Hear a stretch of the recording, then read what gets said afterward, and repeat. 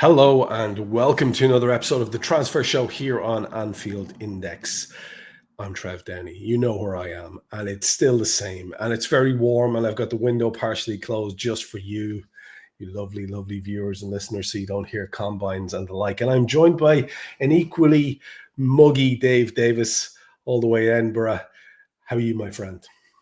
Mate, it's one of those where if Gibbo was let us, we'd probably be doing this like in the buff, wouldn't we? It's that hot at the moment. It's just that horrible, muggy heat. It's not transfer excitement. It is just the heat, to be honest.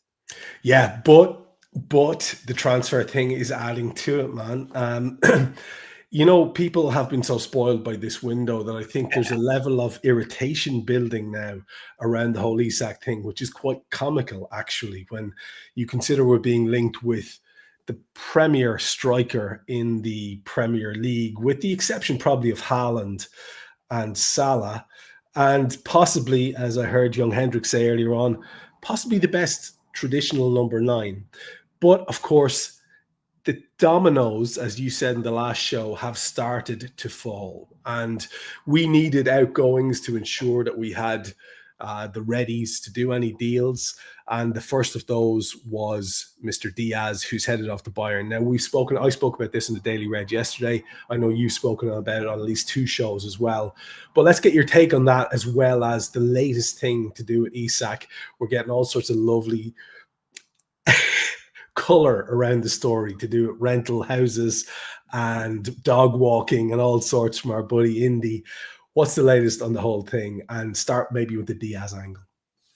Yeah, I mean, it's interesting with Diaz because some people are really sad, and I get it, have an affection for the player, maybe because of the style, the way he plays. And everyone likes an exciting, tricky winger, don't they, at the same time? So that comes into the mix. But he's done his signing, hasn't he? He is a Bayern Munich player right now as we speak. He's done all his media. He's done his goodbye message on a slot after the Yokohama game today. He's done his thing that, I like the way he put it, I'll miss the person, the player, and the song, because that one was a banger, to be honest, as well. So that is maybe the biggest disappointment for this one. But 65.5 million there.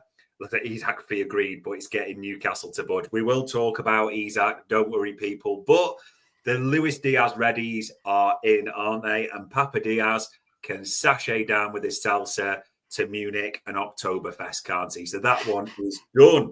So now that's the first link in this chain. And it's right to talk about chains and houses because it's been quite funny, hasn't it? All like you said, the colour, because everyone's just waiting for something to happen. And I think we're now up to, if I make it right, Trev, 26 ITKs have had this exclusive, apparently, if I read it right. They've all got it. Remember, it was all them that broke it first. But anyway, Isak's rental house was on the market, wasn't it? And everyone swamped on it and said, this is this. And smartly enough, Rightmove took it down. So we've had plane tracking. We've now got Rightmove and Zoopla and places like that in the mix for a bit of colour and detail. Isak's not at the training ground. He's doing dog walking. So that goes in there. So we're all waiting for something to develop. But, I mean, in the last few hours, as people are tweeting, Romano saying there, no changes yet on this.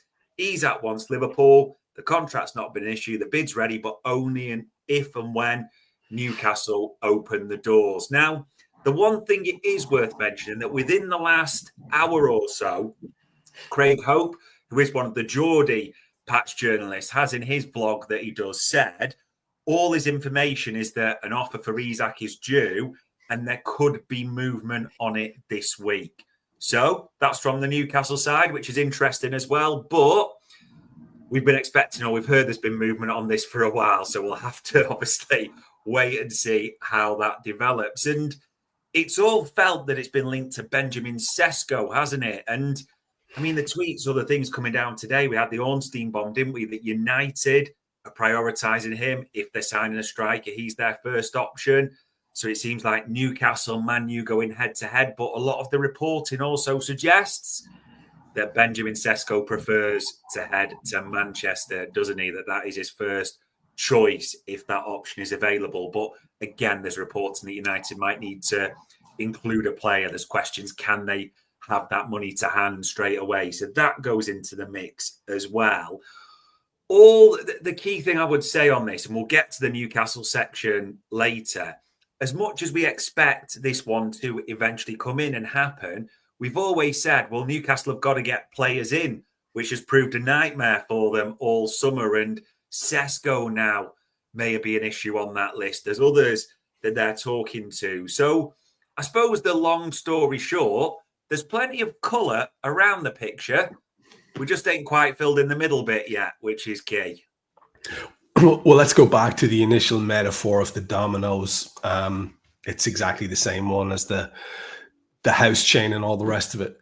I'd love to get your take, Dave, from the various bits and pieces of digging that you do on such a regular basis.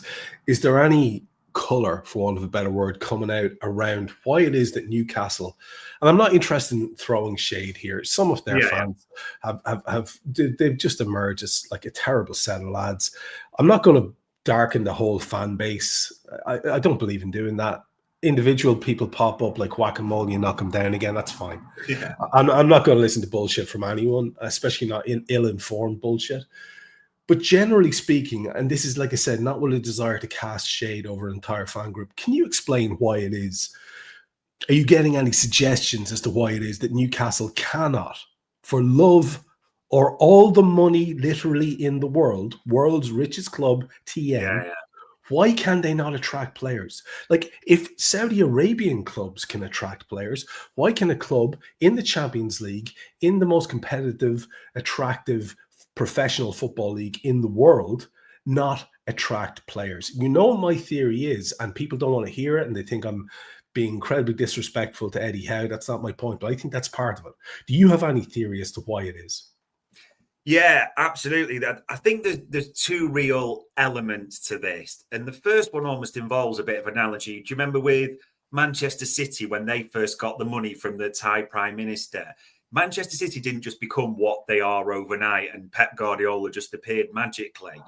There's that process where they did have to sign players like Robinho, Joe, pay a bit extra for certain and just rise through the ranks step by step. Aguero, Silva and all those, they didn't just turn up, did they? They had to get to that level, going through players like under Mancini, Pellegrini. It didn't all just happen automatically. And it almost feels, as people are suggesting, with some of their targets, Newcastle are not a legacy club and they're trying to jump to tier 1 before they've even hit tier 2 and be in that stage in the whole process. That you have to be honest and look at who they're missing out on. Players are choosing like Mbeumo.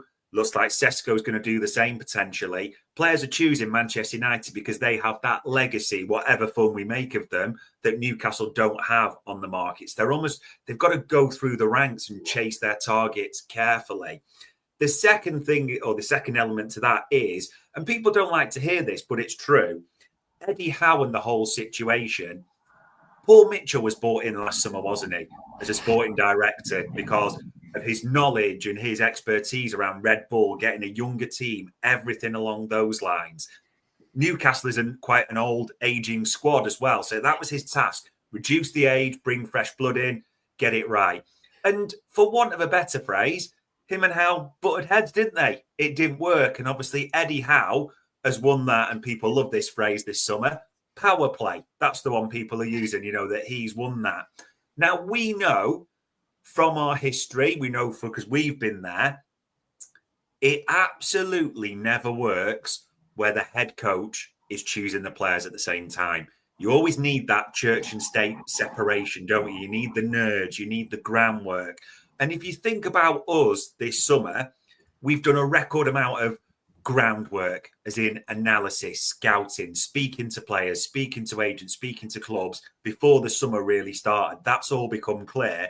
Newcastle just set fire to all of those and got in Eddie Howe's nephew to do the work. So it couldn't be more night and day. But it's those two things, Newcastle trying to jump the level, and that's not being disrespectful to them. It's just factual. And the way they've let it develop at the club has led to about, unfortunately, I think we're nearly into double figures that we know of players that have turned them down. And one thing we should address as well, I see it being brought up in the chat. I'd have reasonably strong feelings about this in terms of an opinion as to why it probably won't happen. But a lot of people are thinking, as long as this goes on and Newcastle are struggling to get their targets in, what about Darwin Nunez? And it just, to me, always smacks a little bit of, well, that would suit us down to the ground, wouldn't it? But have you not been around as Darwin Nunez's cachet has dwindled to almost nothing in the Premier League. He screams of a player who needs to reinvent himself again in another league. I don't think Newcastle is going to be an option for him. It just feels a little bit like wish fulfillment from us. Like let's do a deal. We've got this shiny thing and you've got that shiny thing. Other people saying, what about Nunez and Elliott? And would that be a good place for both of them? And you know what? It could. And Darwin could be a great success there. And Elliott could be a great success there. My take, Dave, I don't think that's highly likely. I wanted to get your tuppence worth as well, seeing as it was being addressed there in the chat. It's a weird one with Elliott, because we mentioned this before, that Paul Mitchell was a fan of Harvey Elliott and they'd had the look there. But naturally, we're not quite sure if Eddie Howe and his nephew are a fan of Harvey Elliott. So we'll wait to see if that sort of rears its head. But I do think we'd have probably heard something more around that. Not that it's impossible, but it doesn't feel likely. And you're right, we keep seeing this about the Nunez thing. Well, just in case you think Newcastle really fancy Darwin Nunez and that's feasible, let's throw some names at you. Kuna, Delap, Mbuemo, Sesko, João Pedro, and there's probably others I'm missing, but that's at least 5 forwards Newcastle have made offers for or tried to get before they've even got round to Darwin Nunez. So the best thing you could possibly say, and this is not trying to be disrespectful to anyone, but I don't know how you describe it. Darwin Nunez isn't probably in their top 20 choices, is he, realistically? So I just don't see any reasonable suggestions. And there's even new names coming in for Newcastle today, which we'll talk about. So I think people are just reaching a bit with that one. Yeah, feels like that to me as well. Our next story we want to look at is around the whole Rodrigo thing. I spoke about this yesterday on the Daily Red because the most recent takes were from a Spanish journalist, I think, who was saying that just emphasizing that the player wants to move. And for what it's worth, right? That could be just some lad saying stuff.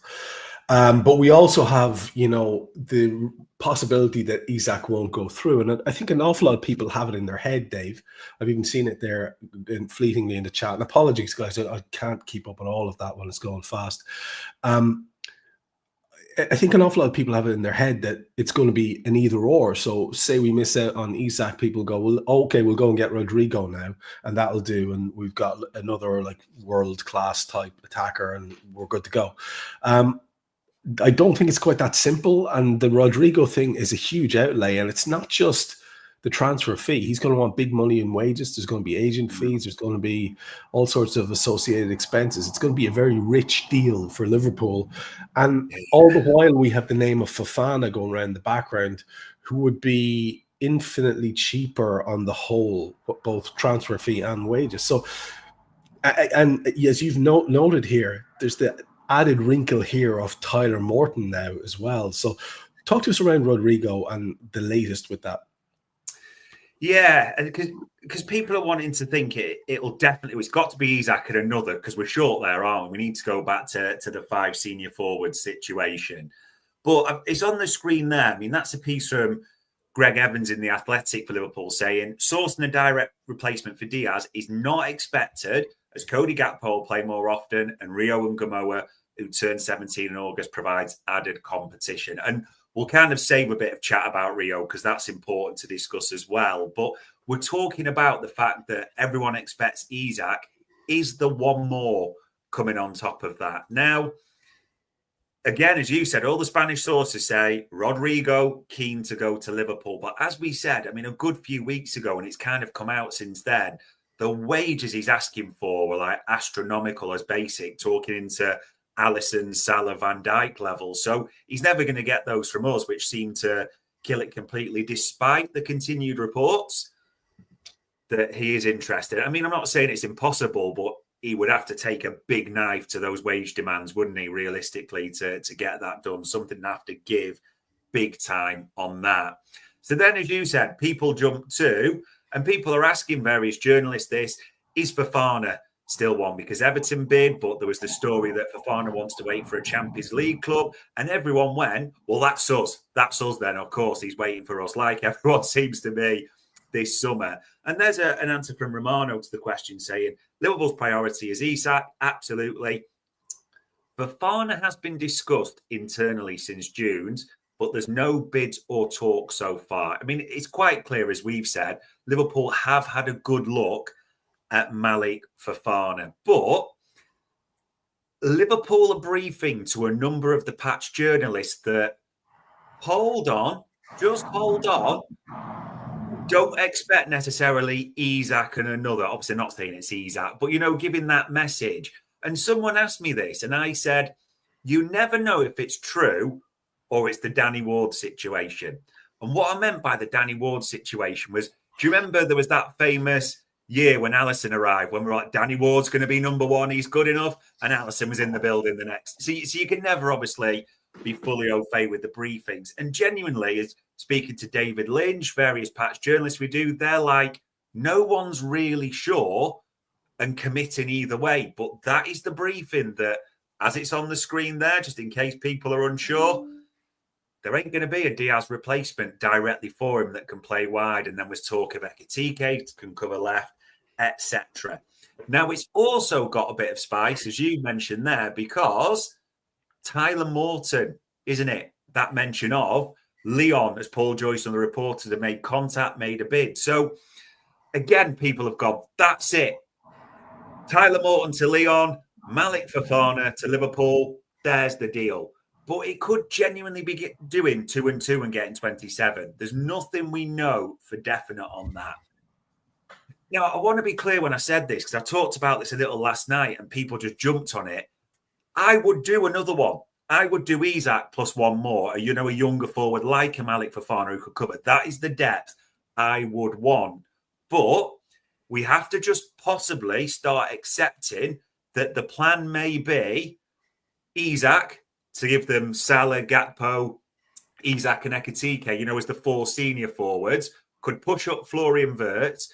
Frimpong could cover during AFCON or the right wing, for Salah that way. Also looking at young Rio and his minutes, which we'll come to a little bit as well. Zob pushing out. And if anyone debates that, Arne Slot, as we know, has talked many times about wanting a small squad, hasn't he? Smaller squad, numbers we works with regularly and rotate. So I do sound like a Tory politician on this. I get it, people, but I'm just not convinced now it's Isak on one more attacker. Check out the absolute ITK vibes of K-Mac here. Fair play to you, lad. Look at this. Fofana is the nerd's pick. Barcola is Hughes' pick. Rodrigo is Edwards' pick. I love that. Some sort of civil war happened at the club, according to K-Mac there. Good shout, lad. I love that. That's exactly the kind of thing we need to get debates going there. I'm very much in agreement with what you're saying there, Dave. I have to say, I can't see us going for. I think a lot of people were even thinking we might go fully crazy and do Rodrigo and Isak, but the recent injury to Joe has changed priorities massively, and yet again, what's getting lost in the mix here, buddy? Because we're going to get to the centre half thing in a second here, but what's getting lost in the mix? The freaking central midfielder of a defensive nature that we've always wanted.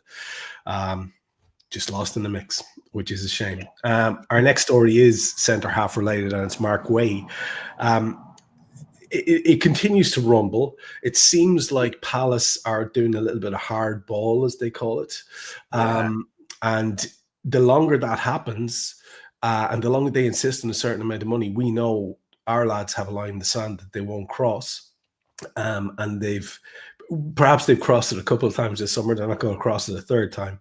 And you have, excitingly enough, a couple of other names which people may not be familiar with or may not have heard as prominently as Guéhi, which Liverpool are very directly linked with in that centre-back area. Yeah, and Sammy Mokbel wrote this. It's literally a piece from a couple of hours ago about Crystal Palace and their situation, and actually mentions Liverpool's interest in Guéhi, because it almost seems to have stalled a little bit, doesn't it? It's gone quiet, having been red hot, and everyone's like, what is actually going on a little bit? But there's a couple of key lines just to call out from it here, saying Palace are believed to want around 40 million, but Liverpool want to pay less than that figure. I mean, I've got to be honest, Trev, 40 million seems quite reasonable for Guehi, being an England international, counting as homegrown. I know there's a year left on his deal, but we paid 40 million for the Ox, didn't we, back in the day, and that was under when Edwards was there at the club. So it does surprise me a little bit, that. But it just feels like this is the second saga. It's not as big of a saga as Isak, but it just feels like it's dragging and dragging and dragging, doesn't it? And Parish and Palace are known for being ruthless negotiators and tough that way, as much as we are. So the thing we don't like about this, as you mentioned, Joe goes home with, I know it's a minor Achilles knot, but it's just another injury for Joe Gomez, isn't it? And all of a sudden you're looking and going, well, there's only 2 fit senior halves on this tour. And in the second half today against Yokohama, it's Endo and Tsimikas at centre-back. That's where we are right now. And I think Al-Nassr's doing a bit of bluff, because he's done the whole no, we're fine. We've got centre halves. I can drop Grab there. Wata can play. But I think we're all looking and going, we need a centre half. Come on, Arna. We know where this is going. Jarell Kwanzaa's gone. We need at least a fourth. With that in mind, a couple of new names are on the docket who we've been speaking to, the players and their agents. Now, the first one we've got, not going to lie, this fella could walk past or join the chat right now and I'd have no idea who he was. I hadn't even heard of him until the name came on. I won't pretend we're sort of tacticos or watch all football worldwide. But Belgian Coney de Winter, who apparently plays at Genoa, couple of years left on his deal, can play centre-back, right-back, and has even played as like a holding midfielder at times for Genoa as well. But centre-back is his main position. Big thing to say about Coney de Winter as well.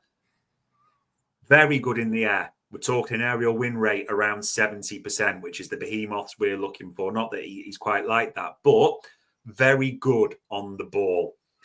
And this is the key thing that we're getting this week. When you're thinking of Guehi in the centre halves we're linked with, Al-Nassr apparently wants ballers at the back. Yes, if they're a behemoth like a Kanate and Van Dijk, that's great. But it's ballers that way that are really looking at. And I know a few have referenced it there in the chat. I think it's on per 90s or certain things. De Winter's right in the top echelons on FB Ref for a lot of the aerial side as well. You just made up that name. If I made up a name, people, it would be Coney de Flip Flap or Wigwam or something like that. I have no idea who this guy is. I'm just telling you what we've been told. The other name, which I think people will have heard of, Van Hecke at Brighton, the centre half, the Dutch international centre half, a colleague of Virgil van Dijk's, who again is very tall. His aerial stats aren't the greatest for his size. You always think they'd be better, but they're not bad.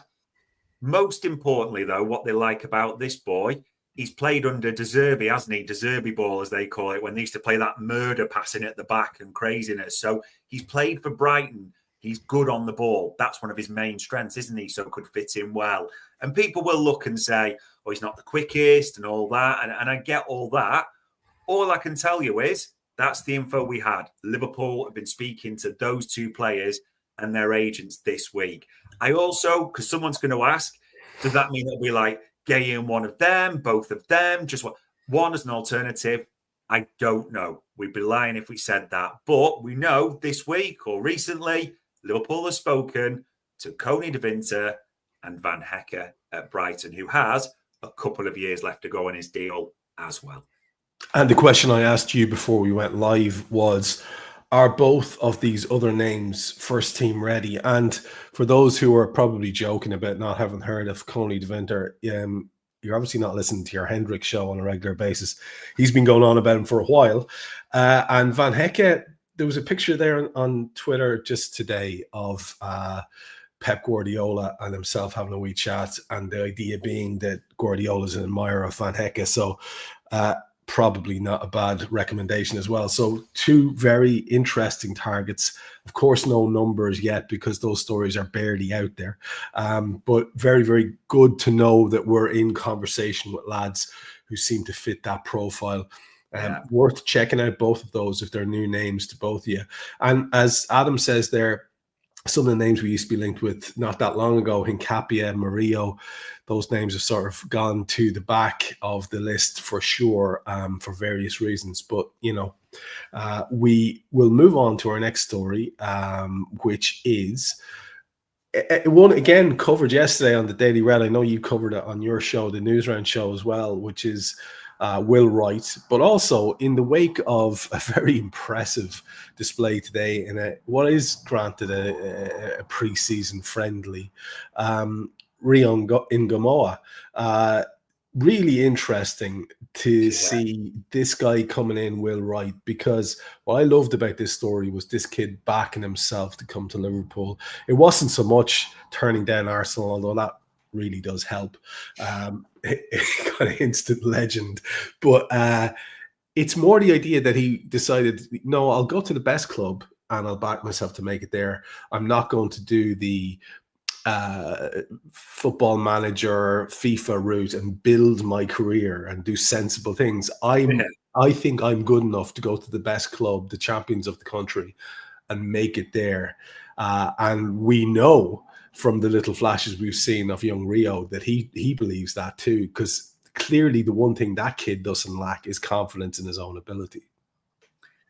Yeah, it's so important that we kind of separate the two here, because we do need to talk a little bit about both. I mean, I'm like you, I like this. It just makes me like him more that he turned down Arsenal, didn't he? And that deal was in place, but he said, no, I'm going to go to Liverpool. I'm going to back myself. And this sounds terrible, but in terms of football, I think the fears Ornstein reports about it could go to 400 grand, which is, it's just an easy punt for Liverpool, isn't it? Seeing if they can get this player, to the level, fulfill that potential. But I like that we're doing these deals because naturally all the big boys have looked at this youngster in Salford and he's picked us. These are the sort of deals that we should be doing. Mainly as well, because Chelsea have now banned us from their training ground, haven't they? And all Liverpool scouts or people like that after young Rio. So, yeah, I think this is good. But just to be clear, Will Wright will be with the under-21s. You're not going to see him in the senior setup. It's very much a case of build him for a year, see what happens for that. Now, young Rio and Ngamoa. And I'm going to put this comment on because we don't always brag on this show. But as K-Max put there, Dave, you called this last season, Rio will be 6th choice. Yes, we did. We said this before this summer started, and we even did some digging on it today, that Rio and Ngamoa was really exciting Arne Slot and his staff. Even so, as we mentioned, last summer, last season, they talked about, do we bring him into the first team picture a little bit earlier than planned? Do we give him some exposure a bit more towards the end of the season? They decided against it, sort of in unison with Rio as well, because he's still got his development. And I think they're reaping the dividends, because you've probably clocked as well. I mean, he was tiny anyway, don't get me wrong, but he just looks bigger physically and mature, doesn't he? All of a sudden, Rio and Ngamoa. So that's the important thing to say, number one. The second thing is all the noise around the club. I mean, he's scoring goals in pre-season. He's beating adult defence, isn't he? He gave Tomori at AC Milan an absolutely torrid time. You've seen the reports Liverpool are briefing out, and I think a lot of people are going, nah, it's all just smoke screening it, Danny Ward style. There's definitely a Rodrigo and Fofana.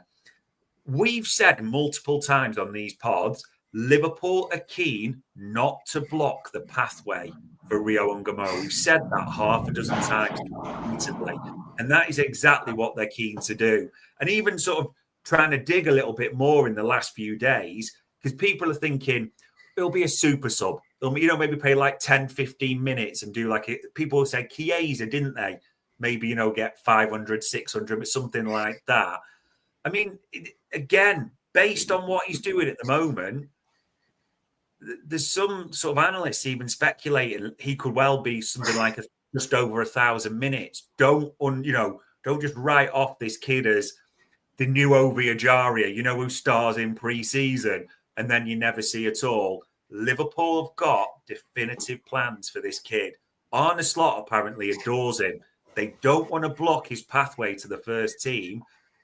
Like it or not, I'm just intrigued to see how much we're going to use. And I know people have mentioned there Trey Nyoni as well, and looking at that and putting him on the same level. Not being disrespectful, Liverpool don't see it that way. Liverpool think Trey will need another, year's development to get into that central midfield picture. Might play a few minutes, but there's still a bit away before he's really at the level, shall we say, Rio is right now. After a couple of good loans that were destroyed by season-ending injuries, Ben Doak is now kind of approaching a little bit of a yesterday's man in terms of will he, won't he make it at Liverpool. It seems like he's headed for the exit door. It seems like he's one that would have a little bit of value for the club in terms of moving him on. But one of the things that was always exciting people about Ben Doak was imagine bringing him on for 15 or 20 minutes and let him run at defenders and create carnage.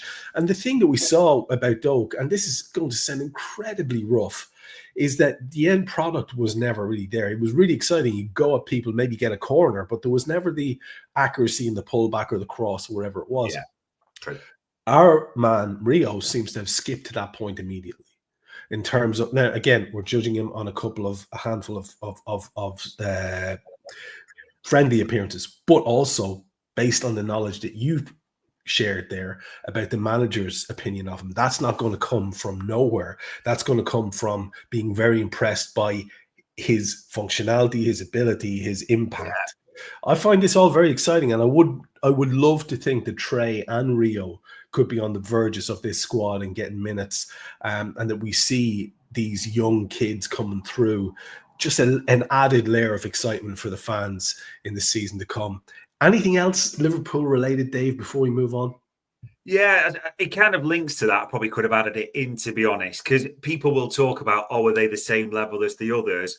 No, we need to be clear on that. Liverpool right now see Rio as the top young starlet, if you want to call it that, followed by Trey Nyoni, but Nyoni being second. There's a reason. There's two things you've got to think about. How many youngsters did Al-Nassr not take to the Far East, like your McConnells, your Dans, and those players who, don't forget, have won a Carabao Cup in their time as well, not too shabby at all.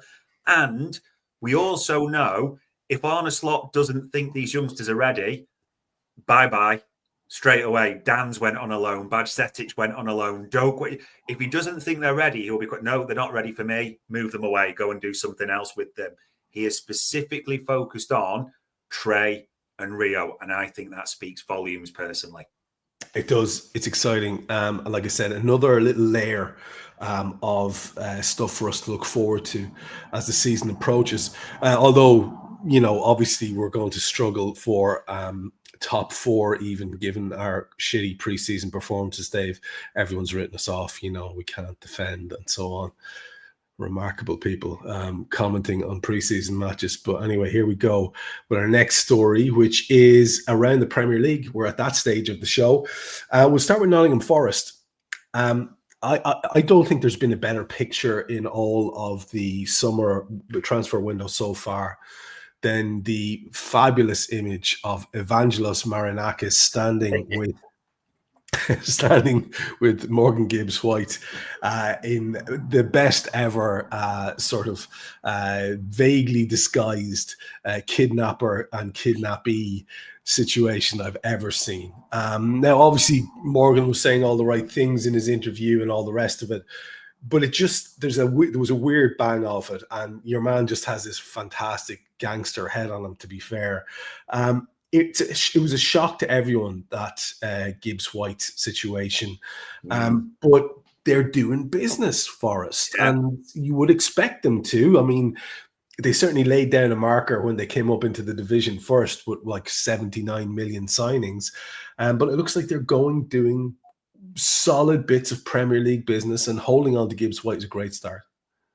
Yeah, I mean, they've also buoyed by that Alanga money from Newcastle, aren't they? Europe at the same time. And they are doing business. They're trying to do business. So we know they've done that deal for Ndoye, the Swiss winger. He's now in. He's arrived. So that's one in the door. They are still trying to do the deal. They've had that original offer for James McAtee, who did so well for the England team, didn't he, in the Euros as well. So they're trying to do that deal, which I think would be a great move for him at the same time. So we're expecting that to happen. Also, the baby oil assassin who did so well at Wolves under Nuno, Adama, 29. You forget how old Adama is now, but he's been linked with them as well. Yeah, I mean, it probably is one of the images of some of that Marinakis and Gibbs White. But Gibbs White's got a new deal. He seems to be happy. And Forest are just starting to do a few bits. I mean, it's worth mentioning that about a week ago, Ben Doak was linked with a loan move to Forest. But having chased that up, I mean, it still could be possible. But with Ndoye arriving through the door, Adama being spoken to, James McAtee as well, I suppose it's still possible. It just feels like it might have dwindled down the list of priorities for them. Yeah, I think it would be rude not to acknowledge the really impressive season that they had last season. And equally rude, perhaps, to suggest that they couldn't keep that going with the right recruitment. So, very, very curious to see what Nottingham Forest do in the season to come. They are making a solid start.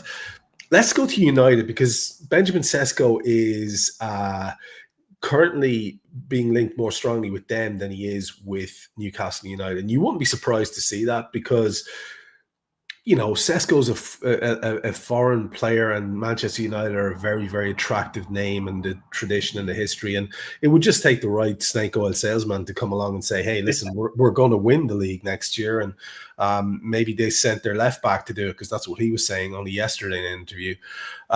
But he is very much now being more strongly linked with Manchester United than Newcastle United. I heard Ollie Watkins rumours as well. And at the same time, we know that Amorim would love to get rid of Garnacho, who he doesn't seem to fancy at all. There seems to be real tension between those two.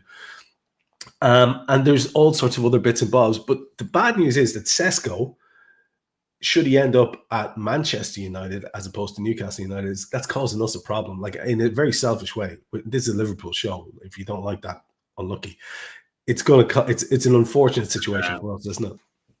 Yeah, I mean, it has been Newcastle's priority. We know that. There's been various stories, but United enter the mix. And I mean, if you're talking about authenticity, there's the Ornstein bomber there earlier today, wasn't he? That United are prioritising him.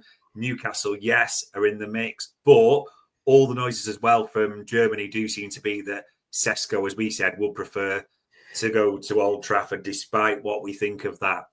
You're right. We talked about last week around Ollie Watkins, and they were talking about him as an option, weren't they, as well? But it looks like he's dwindled. Maybe they can't do the deal with Villa that they want to, even they were trying ridiculous things with Emi Martinez on loan, weren't they, last week as well? And even in this reporting, it's notable to say, because you mentioned Garnacho, there's talk that as part of this deal, United want to send a player the other way potentially, because everyone's like, United don't have the cash right now to buy Sesko. Where are they going to get it from? Where's that coming from? And as you mentioned, Garnacho, his name keeps coming up, doesn't he? Chelsea is still linked, but I mean, obviously Chelsea aside, that are clearly short of players that can play wide, never mind. But that just keeps coming up. But as United fans and some journalists have christened them, there's a list of players that are referred to as, quote unquote, the bomb squad. The players they're trying to bomb out of United, aren't they? Like your Garnachos, Sanchos. They've got rid of Rashford as well, but they just can't seem to get it doing to sort their business that way as well. As it stands right now, we kind of hope Leipzig put a bit of pressure on this, to be honest, and say, like, okay, he's picked you, pony up, show us the money, this is the deal. Because Newcastle are there with the wages, the deal ready to go, aren't they? Because we know where they're getting their money from, of course. So let's hope Leipzig put some pressure on. The only sort of fly in the ointment a little bit is one of the people handling this for United is Vivel, who used to be a Red Bull man himself, isn't he? So very friendly with a lot of the Red Bull staff, their suits, whatever you want to refer to it as, which probably isn't the best thing for us. So, yeah, everyone's waiting a little bit on this. I suppose the only worry, as you mentioned, is does this just drag the saga out longer? If Newcastle don't pivot away from Sesko and wait for United to bid, not bid, put the money up, it just rolls and rolls and rolls, doesn't it?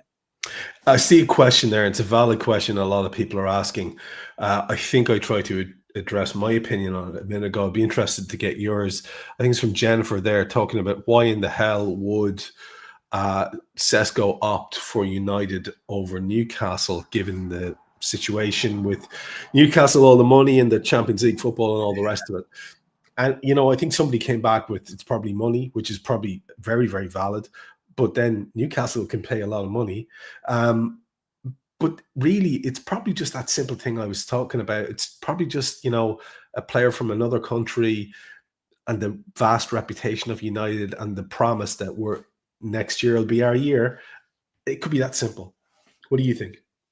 Yeah, I think it almost goes back to that it's a legacy, and whatever we think, and obviously we watch the Premier League abroad, Manchester United, and not being disrespectful, but it's a far, far bigger name than Newcastle, isn't it? It still carries that prestige despite all the comical things we've seen down the East Lancs Road. And it's not just Sesko. And Buemo did the same as well, didn't they? Kuna did the same as well. They wanted to go to United over Newcastle. You're right. Newcastle have a wage ceiling and United pay stupid wages. But I know people will say it's just the wages, partly, but I do think it's the prestige, legacy, and how it's seen combined as well. Yeah, think so. Let's go to Chelsea, who are still obviously buying players and in the being linked with players. We saw Jarell Hato, Xavi Simons. We mentioned both of those in the last show. Apparently, Cucurella is about to nail down another 18-year contract for himself. And you just mentioned Garnacho being linked there as well. In terms of outgoings, there must be one or two things there also for them to keep some effort at balancing the books. Talk to us around the latest Chelsea stories. Yeah, there's a reason why it's still Romano's pinned tweet, isn't it? Still in talks that Hato wants that move to Chelsea. Everyone expects that to happen eventually at some point. They're still speaking to Red Bull, aren't they? Around Xavi Simons trying to make that. So they are trying to go double Dutch on those. They do still have the interest, like we say, in Garnacho. Everyone's waiting to see, does that happen? Does that get stepped up at the same time?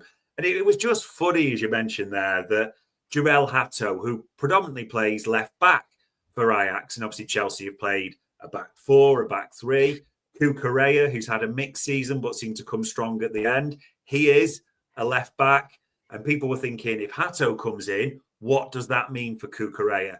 Well, Chelsea answered that, and they're set to offer him a contract extension. It's suspicion that he will go to, we're talking again, a 6 or 7 year style deal like they give them all. So, yeah, Sweeney Todd still doing bits there. And a name that is just an odd one, this. Chelsea don't want Nicholas Jackson because he loses his temper and gets sent off every 5 seconds, doesn't he? Whether it be at pre-season, Premier League, Club World Cup. United and Newcastle are both interested in Nicholas Jackson. They're just not interested at the Chelsea price right now. I mean, there's been various reports, Chelsea asking for around 80 million quid, which is just obscene. I know we had an okay season last year, but I think you need to shave a fair bit of that. But there is interest in Nicholas Jackson, so definitely want to watch that one. Yeah, absolutely. And there's always the Premier League tax, Let's go to Newcastle now, because it's just going to double down on the topic we spoke about earlier on, Dave, but it's worth just reiterating it because, it is so odd that they can't manage to get deals over the line. Trafford's the latest to turn up his nose at them. They're being linked with Aaron Ramsdale. Brentford seem to be digging their heels in over Vissa. And I hope they do, to be honest with you, for Queevy and Kelleher's sake, because that guy's just gone to a team that's getting decimated and lost its manager. We've already talked about Sesko, who prefers Manchester United. They're looking apparently at one or two players outside the Premier League as well. I'll leave you to fill in people on that. And it looks like they've had an early loss as well in terms of injuries. So they're going to have to do some freaking business pretty soon, Dave. Yeah, I think Newcastle fans feel the most hard done to almost, don't they, of the transfer window, the way it's worked out. I mean, we know the umpteen players that have turned them down. And James Trafford is now back at Manchester City, isn't they? So they've lost out on him. Aaron Ramsdale, that looks like that's set to happen, doesn't it? Alone with an option. So, yeah, I think we all know everyone's thoughts on Aaron Ramsdale. It's kind of funny. Even just a scan of the Newcastle sites and what their thoughts are on Twitter or X is quite funny at the same time. But the thing is that I don't know if it's hopeful for us. Maybe that's the wrong word, but we'll see. Newcastle is speaking still to a lot of strikers. They are speaking, as we know, to Sesko, Visser there. Rodrigo Nunez as well was confirmed today, wasn't he? The Fulham boy that they're speaking to. There's another couple of names that elude me now, but Newcastle are still trying to get attackers in the door. So they are trying, but we know how long Newcastle have been trying. However, the best thing seems to be, at least Visser seems to want to go to Newcastle, doesn't he? And you'll see Muniz rather than just going for random targets who they know don't want to go to them in the first place. We'll keep an eye on that. Conor Gallagher, the Atletico Madrid boy, do you remember the former Chelsea boy? They had made inquiries over him at the same time. So we'll see if that happens. And I just wonder if that'll be accelerated now. Joe Willock was stretchered off in their friendly today. Now, there was initial reports that, it looked really serious. And Eddie Howe saying, we're waiting on the scan. It might not be a major injury, but people shouldn't forget, the last time Eddie Howe said something like that Joe Linton had a knock. He was out for about 4 months, wasn't he, in that regard as well. So Eddie Howe won't really trust as a medical expert. So, I mean, if that happens, can you imagine if Willock's out long-term as well? God, it just adds to the list of things they need to do. But it is important to say, and I'll use that word, a bit of hope for us. Newcastle, as it stands, are speaking to about 5 or 6 forwards. So, yeah, if they can maybe just get 1 or 2 of them over the line, we might be able to sort something else, eh? Yeah, I mean, the frustration of having to wait for them to do something is yeah, it's just really, really difficult to deal with. Our next story, and I think we may be getting to the end of Premier League stuff here, is Sunderland and Granit Xhaka. There's also a few other little bits. I know you got a Leeds story, not great news for them. Everton doing bits. Creative accounting from Everton, fair play to them. They're a little bit late to the game, but it's nice to see them doing the trick that other people have done. And Arsenal as well, back in the mix for a highly rated footballer. So maybe you could take us through the wrap up, starting with Xhaka. Yeah, it's interesting, and I kind of like this. We mentioned this with Leeds. It must have been about 3 weeks ago. The promoted clubs are having a real go this summer, aren't they? They're not doing the old boring Norwich of we'll spend £4 million and then wonder why we get relegated the next season and just take the parachute payments that way. I mean, Sunderland, a bit old in the tooth now, don't get me wrong, but Granit Xhaka, I think it's fair to say that's still a coup for Sunderland, isn't it? And the level for where they are and just coming up. So that's important as almost a leader in. They've also signed a brand new goalkeeper whose name I'm not going to try and pronounce, but it's the French under-21. So they've gone for that at the same time. And also they're trying to buy a forward from Leverkusen. Adley, I think it is, for major money. So Sunderland are having a right go. Fair play to them. Other teams having a right go. Leeds, we mentioned before, they've signed a few players. They missed out on the Feyenoord forward. I think it's Igor Paixão. I'm probably pronouncing that wrong because he's gone to Marseille. But they've had bids for people like Muniz, and there is suggestions that Leeds have still got major money and still want to make a couple of big splashes. So fair play to them. They're trying to do it that way. Trev, in terms of our rivals down the road, I'm not even going to bring this up. It's almost embarrassing. They've done a signing of a left-back. Asnu, I think it's pronounced, from Bayern Munich, the young Moroccan. So that's a good one through the door. They're now one of the teams that's doing the plan of selling the women's team back to themselves for PSR and joining that crew as well. So, yeah, I'll let you all decide your thoughts around that. And then the other one just to keep an eye on, for what must be the 16th time this season, Arsenal are apparently back in for Eze at Palace, as was on that Sammy Mokbel article there before. We've heard this before again, but fresh reports that they are speaking again. So I'd say it's one to keep an eye on, but it just keeps coming up. But it was freshly reported today, so worth mentioning. I think an awful lot of people would have thought that the high-profile veteran that would have arrived at Sunderland was the ex-Liverpool captain, and he's instead at a different club. So it's an interesting turn of events. And I think Xhaka's sort of switching out a far better situation for Premier League football. So I guess Sunderland have got his money right. Let's put it that way. Yeah.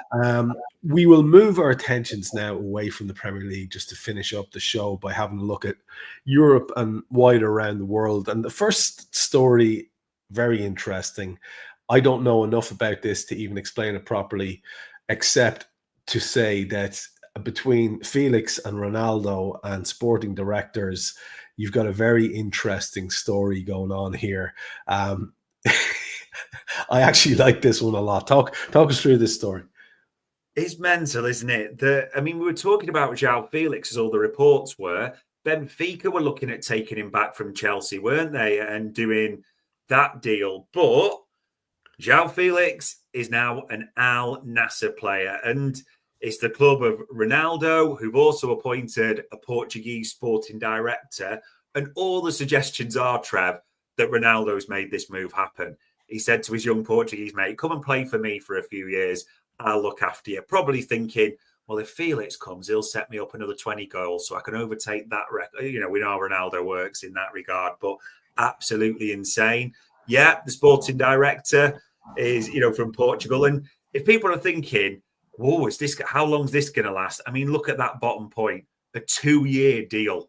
Mega money, a 2-year deal. That's what João Felix has signed. So let's not beat around the bush.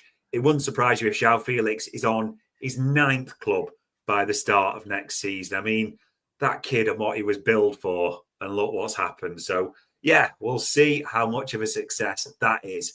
Now, you'll like this because I always like to give you a bit of flavour and backstory. Al-Ali got battered by a lot of their fans at their, I don't know what you call it, an AGM or various things. And they've decided to put a message out to the fans saying, do not worry, we have got you. We reaffirm our unwavering commitment to delivering a season that honours our club's legacy and fulfills our ambitions, i.e., we're going to spend a fuckload of money this summer. We are making bids galore. So, yeah, Al-Ali are the latest ones that are putting up bids. Again, getting players is a completely different thing. And I think it's fair to say, for everything that's been pitched so far, there's been a lot of noise around Saudi, but they've pretty much failed across the board, haven't they, to get anyone in that they really wanted, like Osimhen, for instance, and those big names. It just hasn't worked. Maybe, just maybe, Al-Ali might save it for him. Yeah. Maybe. I mean, they can have as much intent as they like, but they might hit the same wall that Newcastle United are hitting. In fact, they seem to be hitting that same wall, which is like people going, don't fancy it. And as for João Felix, don't feel sorry for that kid in the slightest about how his career is. Can you imagine the size of his bank balance? I mean, ridiculous. Honest to God, wow. Let's keep going with our stories then and go to Inter Milan, because there's a little bit of a complication here. I heard you mention this on a show recently with Chiesa and ex-Everton player Lookman. Talk to us about this. Yeah, it's an interest for us that Inter are trying to buy Ademola Lookman, former Leicester boy, aren't they, who's now doing well at Atalanta. And I mean, this is even earlier today, Atalanta CEO saying, yeah, he wants to leave. We've got a proposal for Inter, but it's about, the valuation, clearly a negotiating tactic, and we'll consider the proposal. Probably like the veiled it's going to take a little bit more, lads, to get him out the club, basically. So people might think, where's the Liverpool link? Because various reports here in Italy and a few other journos, and just to be clear, Paul Joyce has had this in articles as well, that if Atalanta sell Lookman to Inter, who do they want? Federico. So, yeah, Federico Chiesa is the man they've earmarked as his replacement. So, bloody hell, chain. It's another chain, isn't it, here, Trev? It's just another chain, another waiting or something else to happen. But there is a Liverpool link there. So, if Lookman does make the move to Inter, just keep an eye on what's happening with Fede. Yeah, I think the one thing that Chiesa did was endear himself to everybody at the club. He's the smiliest, most upbeat man in a situation where most players would have had several strops. Players of his repute would have had several strops. He just kept this wonderful attitude. He speaks brilliantly all the time. He's just a good lad. And if he's not going to be a regular for the Reds, I hope he gets a move to a top club and smashes it out of the park, irrespective of what money we get for him in a cynical fashion. Speaking of money, we're going to get eventually to a PSG story, but let's start with Red Bull Leipzig, who, despite the fact that we know are very well set up financially, seem to be throwing away players at a rate of knots. Talk to us about what's happening there. Yeah, they didn't qualify for Europe, which was a bit of a disaster for their point of view. And everyone wants to jump ship, don't they? We mentioned Benjamin Sesko before, Xavi Simons expected to go. And now, this is an important name in the mix, Openda, the Belgian international, the other forward that is a foil quite often for Sesko. Aston Villa apparently made overtures, but also he is a forward that Newcastle have also asked about. Doesn't seem high on their list, but again, another one of their inquiries. So, yeah, that Red Bull franchise could be ripped up completely. Although it is just worth mentioning, speaking to one of the Bundesliga journos today, what they did say was, if Openda goes and Xavi Simons, who is expected to go to Chelsea, just keep an eye on Harvey Elliott to Red Bull Leipzig, because he is liked. And obviously, if Sesko, Simons and Openda go, those coffers are well swelled there, aren't they, in Leipzig? So it'll be interesting to see if anything comes of this. But also, Villa looking at Samu, the Portuguese attacker at the same time. All this also links to the fact that it doesn't look too rosy for Ollie Watkins, does it, at Aston Villa? I mean, Duran seems to be preferred. He doesn't seem to be that loved. Newcastle being linked with him, United in for him. Yeah, I think there could be quite a bit of a strike and merry-go-round, and Red Bull Leipzig probably are going to play a key part in that. Yeah, I can't remember a summer where the number 9 focus has been quite so to the fore, ahead of all other areas, but it really does seem to be the focus for all clubs, because there's such a shortage of good ones. We'll finish then with stories from Paris to Glasgow. We'll start with PSG, who have a few bits and pieces going on, and then I'll let you finish with the Rangers and Celtic stories, I think, but definitely Celtic stories on the horizon. So let's start in France and move our way across to Scotland.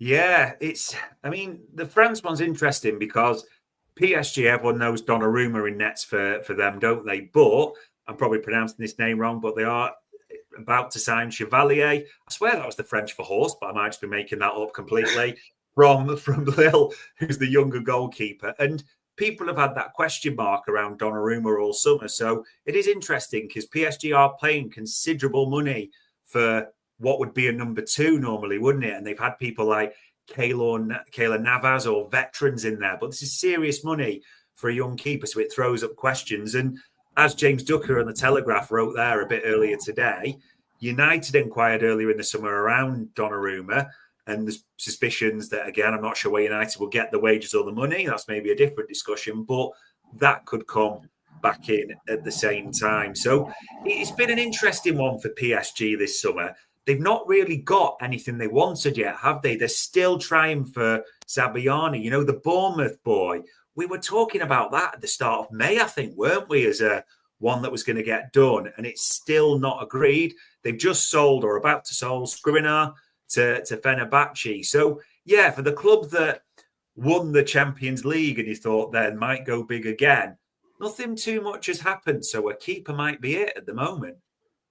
And as for Celtic then? Yeah, this one's interesting. Isn't it? I like this story. Yeah. There's a few. It's interesting the way the Rangers and Celtic are working. They're both set to get youngsters on loan from the Premier League. The Rangers set to get Mikey Moore, the Spurs youngster, the one who played in attack quite often for them in that Europa League campaign. So that's seen as a bit of a coup for Rangers. And Celtic, and I'm probably pronouncing his name wrong, are set to get Simpson Percy, I think it's pronounced, from Manchester City as well. But probably the most exciting bit for us on the screen, and managed to get this verified, Celtic have made initial inquiries around Stefan Bajcetic, who has had a nightmare time recently, didn't he? Had the operation on his hamstring, missed all pre-season essentially, not gone on the tour, of course, because of that. So, yeah, that is one just to keep an eye on. The only other update, which, do you remember we talked about Federico Chiesa being the target for Atalanta? In the last hour or so, Atalanta have had a bid rejected for Crystal Palace's Mateta, their big forward as well. So, I don't know. Do you wonder now if Lookman goes, is it Mateta as the set replacement? Because they've had a bid rejected and suspicion they'll come back at the same time.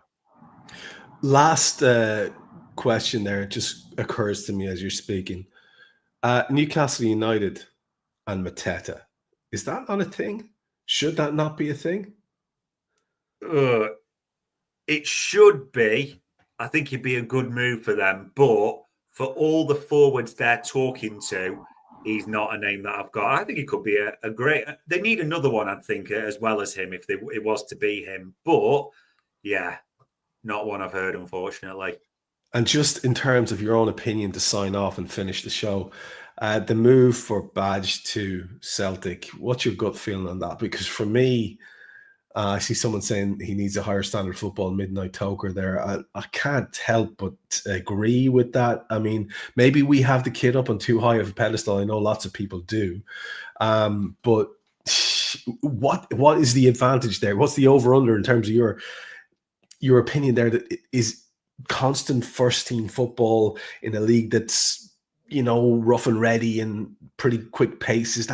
Could that be a really good thing for the kid? It's hard to tell.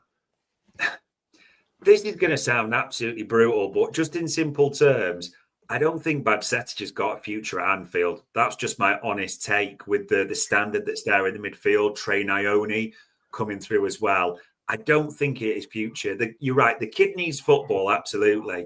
He had that 6 months at Las Palmas in La Liga where he did quite well for that level, and you thought maybe could he kick on, get a chance in pre-season, but with the injury, it just feels like he's reset again as well. I get the feeling, my gut is Liverpool are trying to look for a loan where they can then get the best future price, if that makes sense. As in, if Bajcetic does well at Celtic, does that help for a sale? But that's my honest take from what I've heard. I'm not sure Bajcetic has got a future at Anfield. Well, yet again, you've turned up in your droves to watch myself and himself witter away about the latest transfer stories. We appreciate you. Even those of you making personal comments in the chats, we do appreciate you, and it's great to have you on board. If you like the show, and some of you seem to, please spread the word about it. There's no point in sitting on something like this, and we're going to be here. We're going to be here throughout the whole length of the window and a little bit after to do it, and before the next one starts up by a big country mile, because this is what people are interested in apart from the season as well. So we'll be here doing this show for you. Lots of other fantastic content on the channel, especially in this new format now. And people like Dave have kind of mastered it really quickly, firing up stuff there for you to keep your view on instead of looking at our admittedly ridiculously handsome faces, but you do have the option there when there are these visuals to look at. And I think you're going to see increasing use of the functionality that we have here in terms of technical stuff for the different shows. So it's looking good. It's looking like an exciting season. Thanks to Dave, as always, for compiling all that info. Thanks to you for watching along and listening along afterwards. We'll talk to you soon.